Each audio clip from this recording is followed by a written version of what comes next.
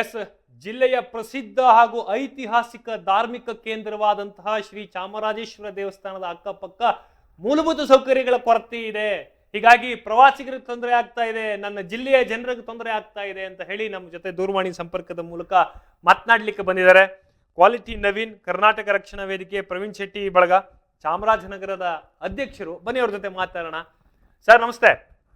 Sir ನಮಸ್ತೆ. ತಾವು ಚಾಮರಾಜನಗರದಲ್ಲಿ ವಾಸಿಗಳಾಗಿದ್ದೀರಿ, ಕರವೇ ಅಧ್ಯಕ್ಷರು ಕೂಡ.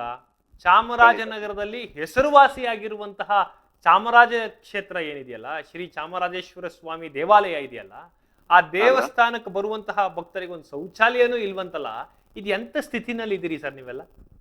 ಸರ್ ಈಗ ಏನಾಗಿದೆ ಅಂದ್ರೆ, ಈಗ ಇಲ್ಲಿ ಬರ್ತಕ್ಕಂತ ಭಕ್ತಾದಿಗಳಿಗೆ ಯಾವುದೇ ತರ ಮೂಲಭೂತ ಸೌಕರ್ಯಗಳಿಲ್ಲ. ಮೊದಲನೇದಾಗಿ ಶೌಚಾಲಯ ಇರ್ಬೋದು, ಅದಿಲ್ಲ. ಜೊತೆಗೆ ಇಲ್ಲಿ ಯಾವುದೇ ತರ ಸರ್ಕಾರ ಒಂದು ಅಲ್ಲಿಗೆ ಮೇಂಟೆನೆನ್ಸ್ಗೆ ಅಂತ ಅಂದ್ಬಿಟ್ಟು ಒಂದು ಸೆಕ್ಯೂರಿಟಿ ಇರ್ಬೋದು ಅಥವಾ ಒಂದು ನೌಕರರನ್ನ ನೇಮಿಸೋದ್ರಲ್ಲಿ ಸಂಪೂರ್ಣ ವಿಫಲ ಆಗಿದೆ. ಮುಖ್ಯವಾಗಿ ಸರ್ಕಾರಗಳಾಗ್ಲಿ, ರಾಜಕಾರಣಿಗಳಾಗ್ಲಿ ಅಥವಾ ಸಂಬಂಧಪಟ್ಟ ಅಧಿಕಾರಿಗಳು ಅಲ್ಲಿನ ವರಮಾನ ಇಲ್ಲ ಅನ್ನೋದು ಒಂದು ಕಾರಣಕ್ಕೆ ಕಡೆಗಣಿಸ್ತಾ ಇದಾರೆ ಅನ್ನೋದು ನಮ್ಗೆ ಬಹಳ ಆಕ್ರೋಶದಂತ ವಿಚಾರ ಆಗಿದೆ ಸರ್. ಜೊತೆಗೆ ಅಲ್ಲಿ ಮೇಂಟೆನೆನ್ಸ್ ಮಾಡ್ತಾ ಇರ್ತಕ್ಕಂಥ ಆಲ್ರೆಡಿ ಒಂದ್ ಇಬ್ರು ಇದ್ದಾರೆ, ಅವ್ರಿಗೆ ಕಸ ಗುಡಿಸೋದು ಮತ್ತೆ ಅಲ್ಲಿ ಬೇರೆ ತರ ಮೇಂಟೆನೆನ್ಸ್ ಮಾಡಿ ಅವ್ರಿಗೆ ತಿಂಗಳಿಗೆ ಬರೀ 900 ರೂಪಾಯಿ ಕೊಡ್ತಾ ಇದಾರಂತೆ.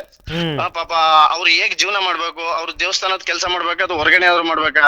ಈ ರೀತಿ ಕೆಟ್ಟ ವ್ಯವಸ್ಥೆಯಲ್ಲಿ ಸರ್ಕಾರಗಳಾಗಿರ್ಬೋದು, ರಾಜಕಾರಣಿಗಳಾಗಿರ್ಬೋದು ನೋಡ್ತಾ ಇದಾರೆ. ಇದು ತುಂಬಾ ದುರಂತ ಅಂತಾನೆ ಹೇಳ್ಬೋದು ಸರ್. ಈಗ ರಾಜಸ್ವ ನಿರೀಕ್ಷಕರಾಗಿರುವಂತಹ ರಾಜಶೇಖರ್ ಅವರು ಇದ್ದಾರೆ ಅಲ್ಲೇ ಅಲ್ವಾ? ಹೌದು. ನಿಮ್ಮ ಮುಜರಾಯಿ ಇಲಾಖೆಯ ಅಧಿಕಾರಿ, ಅವ್ರ ಜೊತೆ ಯಾವತ್ತಾದ್ರೂ ಈ ಬಗ್ಗೆ ಚರ್ಚೆ ಮಾಡಿದ್ದು ಉಂಟಾ ಸರ್? ಸರ್ ಇಲ್ಲ. ಈಗ ನಾವು ದೇವಸ್ಥಾನದ ಏನೇ ಒಂದು ವಿಚಾರಗಳಾದ್ರೂ ಒಂದು ಸಭೆ ಕರೀತಾರೆ, ಏನೋ ಒಂದು ಅಲ್ಲೇ ಒಂದು ತ್ಯಾಪೆ ಮಾಡಂತ ಕೆಲಸಗಳನ್ನ ಮಾಡ್ತಾ ಇದಾರೆ ಅಧಿಕಾರಿಗಳಾಗಿರ್ಬೋದು ಅಥವಾ ಸಂಬಂಧಪಟ್ಟ ಇಲಾಖೆ ಆಗಿರ್ಬೋದು. ಏನು ಮಾಡ್ತಿಲ್ಲ, ಇವರು ಆದಾಯ ಬರ್ತಕ್ಕಂಥ ದೇವಾಲಯಗಳಿಗೆ ಒತ್ತು ಕೊಡ್ತಾ ಇದಾರೆ ಹೊರತು ಇದು ಒಳ್ಳೆ ಪ್ರಸಿದ್ಧವಾದಂತ ದೇವಸ್ಥಾನ, ಸತ್ಯ ಧರ್ಮ ಇರ್ತಕ್ಕಂಥ ದೇವಸ್ಥಾನ, ಈ ತರದಕ್ಕೆ ಯಾವ್ದಕ್ಕೂ ಬೆಲೆ ಕೊಡ್ತಾ ಇಲ್ಲ. ಅದೇ ನೋಡಿ, ನಿಮ್ಮದೇ ಜಿಲ್ಲೆಯಲ್ಲಿರುವಂತಹ ಮಲೆಮಹದೇಶ್ವರನಿಗೆ ಸಿಗ್ತಾ ಇರುವಂತಹ ಪ್ರಾತಿನಿಧ್ಯ ಮೂಲಭೂತ ಸೌಕರ್ಯ ಚಾಮರಾಜನ್ಗೆ ಯಾಕಿಲ್ಲ ಅಂತ ದೇವರಲ್ಲಿಯೇ ಈ ತರದ್ದೊಂದು ಮೇಲು ಕೀಳುಗಳನ್ನು ಮಾಡ್ತಾ ಇದೆಯಾ ಸರ್ಕಾರ? ಖಂಡಿತ ಸರ್, ಖಂಡಿತ. ಈಗ ಮಲೆ ಮಾದಪ್ಪ ಅಂತಂದ್ರೆ ಅಲ್ಲಿ ಹೆಚ್ಚಿನ ಆದಾಯ ಇದೆ, ಅಲ್ಲಾದ್ರೆ ಲೂಟಿ ಹೊಡಿಲಿಕ್ಕೆ ಅವಕಾಶಗಳಿದೆ. ಆದ್ರೆ ನಮ್ಮ ಈ ದೇವಸ್ಥಾನಗಳು ಏನು ಮುಖ್ಯವಾಗಿ ನಗರ ಮಧ್ಯಭಾಗದಲ್ಲಿ ಇರ್ತಕ್ಕಂಥದ್ದು, ಈ ದೇವಸ್ಥಾನದಲ್ಲಿ ಯಾವ್ದೇ ತರ ಅವಕಾಶಗಳಿಲ್ಲ ಅಂತ ಅಂದ್ಬಿಟ್ಟು ಈ ತರ ಕಡೆಗಣಿಸ್ತಾ ಇದ್ರೆ ಏನೋ ಅನ್ನೋದು ನಮ್ಗೆ ತುಂಬಾ ನೋವಿನ ಸಂಗತಿ ಆಗಿದೆ ಸರ್. ಈಗ ನೀವು ಮುಂದೆ ಏನ್ ಮಾಡ್ಬೇಕು ಅನ್ಕೊಂಡು, ಯಾಕಂದ್ರೆ ಇನ್ನೊಂದು 23 ದಿನ ಇದೆ ಅಷ್ಟೇ ಸರ್. ಈಗ ಸದ್ಯದಲ್ಲೇ ಒಂದು ಅಟ್ಲೀಸ್ಟ್ ನಾನು ಹೇಳೋದು, ಪರ್ಮನೆಂಟ್ ನಿಮ್ ಕೈಯಲ್ಲಿ ಇನ್ನ 23 ದಿನದಲ್ಲಿ ಮಾಡುವಂತಹ ಇಚ್ಛಾಶಕ್ತಿ ನಿಮಗಿಲ್ಲ, ಆ ತಾಕತ್ತಿಲ್ಲ. ಫೈನ್, ಅಟ್ಲೀಸ್ಟ್ ಅಲ್ಲಿ ಒಂದು 2-3-4 ಶೌಚಾಲಯದ ಬಾಕ್ಸ್ ಗಳನ್ನ ತಗೊಬಂದಿಟ್ಟು ಮೂಲಭೂತ ಸೌಕರ್ಯಗಳನ್ನ, ಪೇಡ್ ಸರ್ವಿಸ್ ಅಂತ ಬರುತ್ತಲ್ಲ, ಅದನ್ನಾದ್ರೂ ಮೊಬೈಲ್ ಶೌಚಾಲಯಗಳು ಬರ್ತಾವಲ್ಲ, ತಗೊಬಂದು ಮಾಡುವಂತಹ ಕೆಲಸಕ್ಕೆ ಯಾಕೆ ನಮ್ ಪುಟ್ರಂಗ್ ಶೆಟ್ಟಿನಾರು ಕೈ ಹಾಕಬಾರ್ದು ಶಾಸಕರು ಅಂತ? ಸ್ಥಳೀಯ ಶಾಸಕರು ಆದಷ್ಟು ಇದ್ರ ಬಗ್ಗೆ ಹೆಚ್ಚಿನ ಒಲವು ತೋರಿಸ್ಬೇಕು. ಮತ್ತೆ ಯಾಕಂದ್ರೆ ಅವ್ರು ಇವತ್ತು ಅಧಿಕಾರದಲ್ಲಿ ಉಳಿದಾರೆ ಅಂದ್ರೆ ಈ ಭಗವಂತನ ಆಶೀರ್ವಾದನೇ ಹೆಚ್ಚಿದೆ ಅಂತಾನು ನಾನು ಬಯಸ್ತೀನಿ ಸರ್.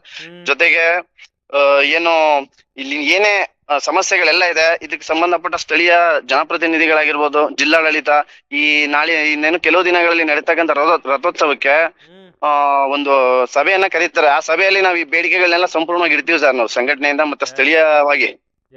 ಥ್ಯಾಂಕ್ ಯು ನವೀನ್, ಇಷ್ಟೊತ್ತು ಈಡನ್ಸ್ ನ್ಯೂಸ್ ಜೊತೆ ಮಾತನಾಡಿದ್ದಕ್ಕೆ.